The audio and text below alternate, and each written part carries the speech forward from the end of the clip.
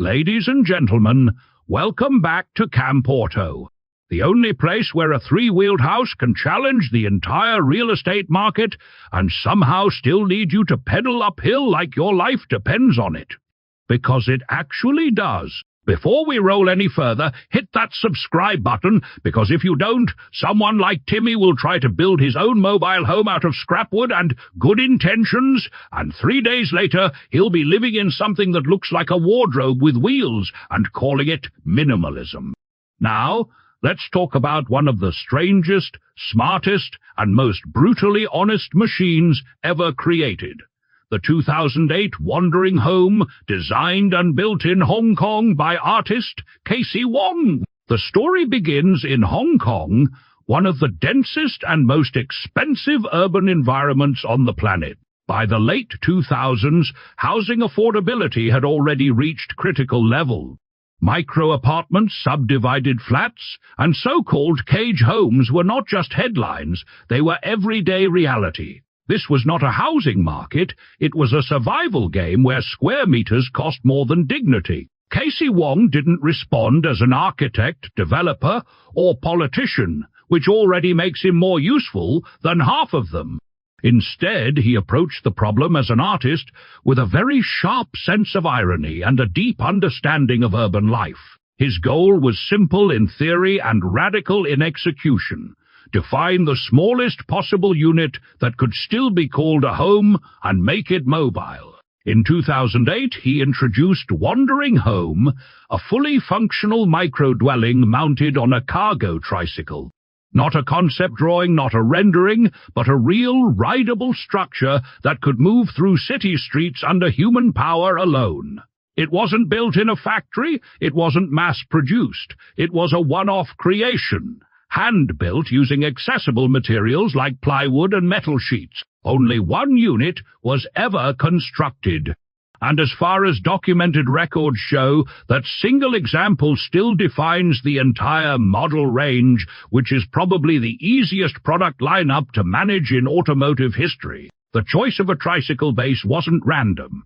Cargo tricycles have long been a common sight across mainland China, used for transporting goods in crowded urban environments. They are cheap, simple, and human-powered, the exact opposite of luxury real estate. Wong essentially took a working-class transport tool and turned it into a philosophical statement. The timing also matters.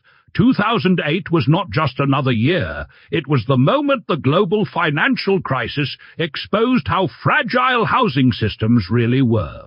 While developers were busy explaining why everything was fine, Wong was quietly riding around in a house you could park anywhere. And here's the twist. Wandering Home was never intended as a commercial product. There was no production line, no pricing strategy, no dealership network. This was a conceptual prototype, but one with real-world implications. Later, Wong would suggest that such micro-dwellings could be adapted as alternative housing solutions, particularly for the homeless in high-density cities. Now let's get into the technical side, because this is where things get beautifully absurd.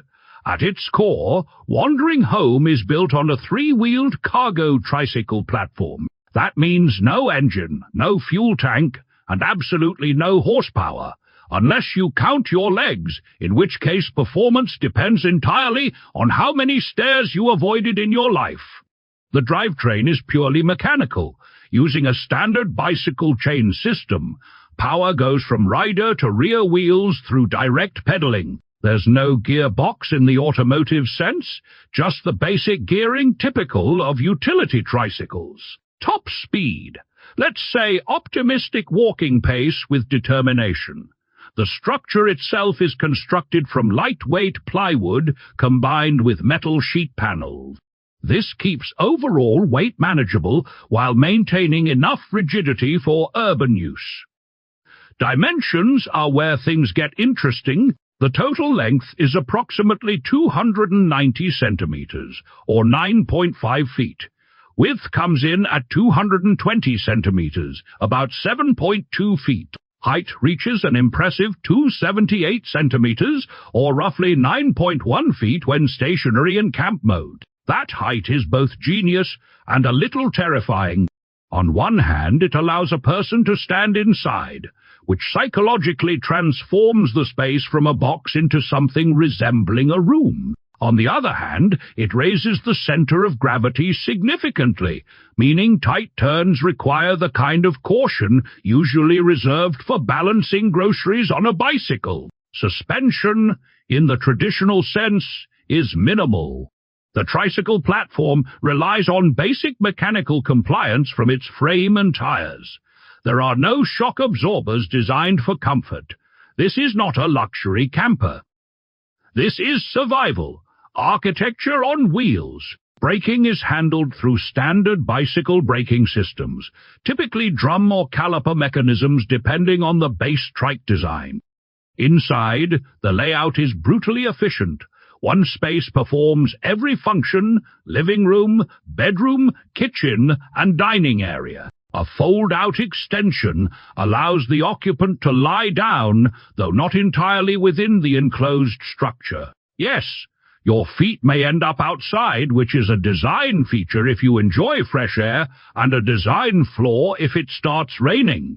Ventilation is handled through multiple windows, including awning-style openings that allow airflow even during light rain. There's no integrated electrical system, no plumbing beyond basic water storage, and definitely no climate control. If it's cold, you're cold. If it's hot, congratulations. You now understand urban living on a deeper level. Stability remains the biggest engineering compromise.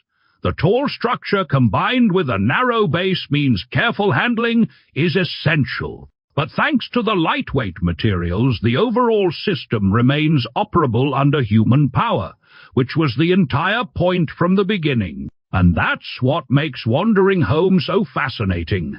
It strips mobility and habitation down to their bare essentials, and then asks a very uncomfortable question: how much do you really need to live? Inside, the space is surprisingly breathable thanks to large windows and elevated ceiling height. Natural light floods the interior, softening what could otherwise feel like a confined box. The fold-out sleeping extension is both clever and inconvenient, a perfect metaphor for urban living. You gain functionality, but you sacrifice comfort and privacy. Timmy once tried sleeping with his legs outside during a camping trip and woke up convinced he had been attacked by nature, which turned out to be a very polite hedgehog. The rise of bicycle-based campers and ultra-compact living solutions echoes the same principles: mobility, affordability, and independence from traditional infrastructure. The difference is that most modern designs aim to sell you a dream, while this one shows you the reality behind it.